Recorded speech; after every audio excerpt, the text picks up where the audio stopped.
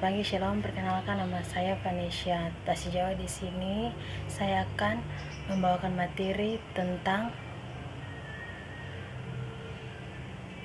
13 tokoh pendidikan anak usia dini.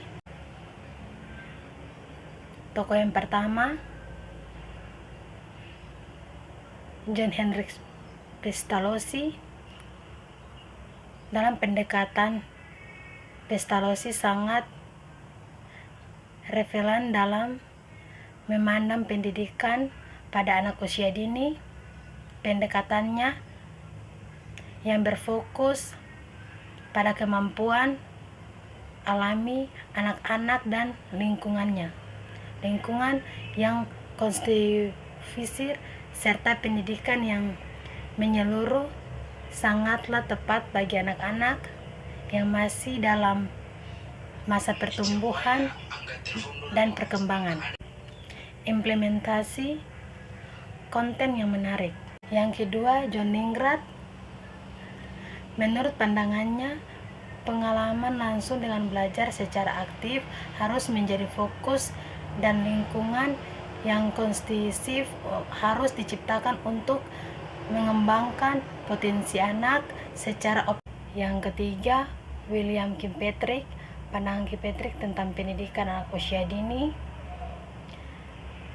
memperlihatkan bahwa proses pembelajaran haruslah melibatkan anak dalam pengalaman langsung yang nyata, memperkuat keterampilan sosial, menghormati konteks mereka, dan memperhatikan pembelajaran yang benar-benar berarti bagi mereka.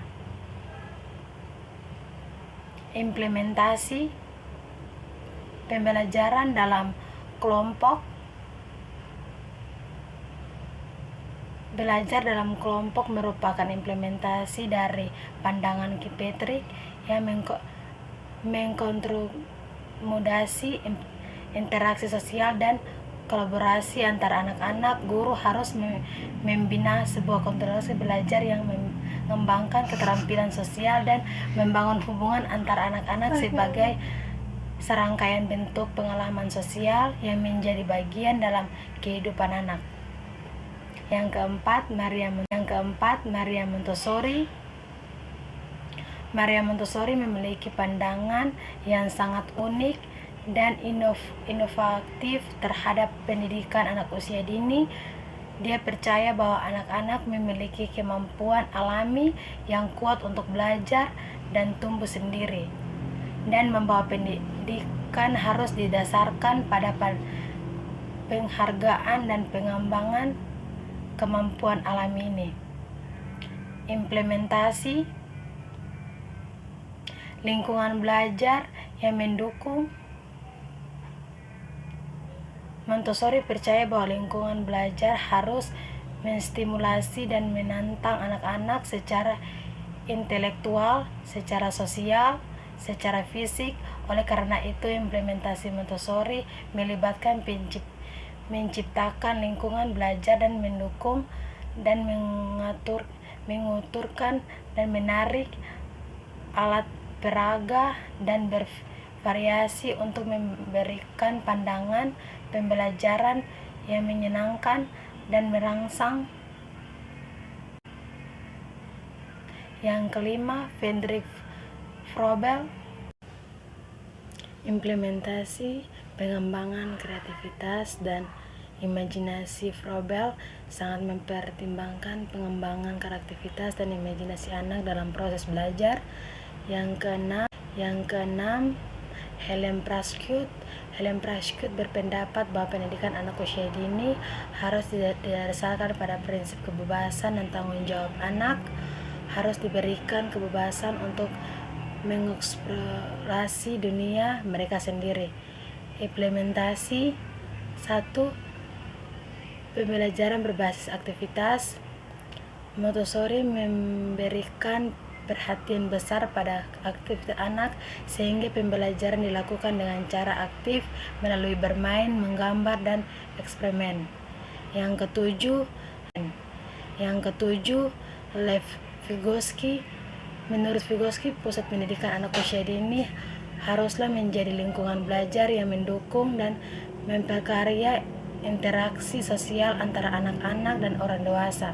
8. Sarah Smilansky. Secara keseluruhan, pandangan Sarah Smilansky tentang pendidikan anak usia dini menekankan pentingnya bermain dan kegiatan reaktif sebagai sarana untuk pengembangan kognitif, sosial, dan emosional anak.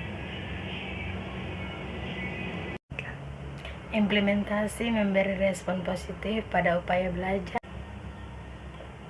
Yang ke-9, Jean Piaget. Secara keseluruhan, ide dan gagasan Jean Piaget tentang pendidikan anak usia dini menekankan pentingnya eksplorasi dan aktivitas anak, serta menciptakan lingkungan belajar yang memungkinkan anak untuk membangun pengetahuan mereka sendiri melalui pengalaman. Yang ke-10, De Clory. Menurut De Clory, anak-anak pada usia dini memiliki keinginan intrinsik untuk belajar dan eksplorasi. Oleh karena itu, pendekatan pendidikan yang lebih aktif dan reaktif harus diambil untuk memaksimalkan potensi anak-anak. Implementasi penggunaan alat peraga. Alat peraga dapat digunakan dalam pendekatan De Clory untuk membantu anak-anak belajar dengan cara yang lebih interaktif, misalnya main patsel, buku, gambar. Ke-11, menurut Ki Hajar Dewantara. Ki Hajar Dewantara juga berpendapat bahwa pendidikan anak usia dini harus dilakukan secara private untuk dengan metode bermain. Anak-anak diajarkan melalui aktivitas bermain dan eksplorasi sehingga mereka bisa belajar dengan menyenangkan. Hal ini menurut Ki Hajar Dewantara akan membangkitkan rasa ingin tahu anak dan membantu anak lebih aktif dalam belajar. Yang ke-12, Muhammad Syaif. Muhammad Syaif juga percaya bahwa pendidikan harus disesuaikan dengan kebutuhan masyarakat dan perkembangan zaman. Implementasi penanaman karakter positif. Muhammad Syaif juga memandang bahwa pendidikan harus mampu menanam. Yang berikut teori yang ke-13, Connie R. Simiawan, bahwa pendidikan anak usia dini harus diarahkan sebagai investasi jangka panjang untuk masa depan mereka, harus menjaga karakter anak dan memperhatikan kebutuhan individu, serta memandangkan peran orang tua serta penting dalam mendukung proses belajar anak. Implementasi anak-anak belajar melalui bermain. Beliau memandang anak-anak belajar melalui bermain. Anak-anak belajar lebih efektif melalui bermain. Maka dalam pendidikan anak usia dini, bermain harus menjadi model yang diperpraktekkan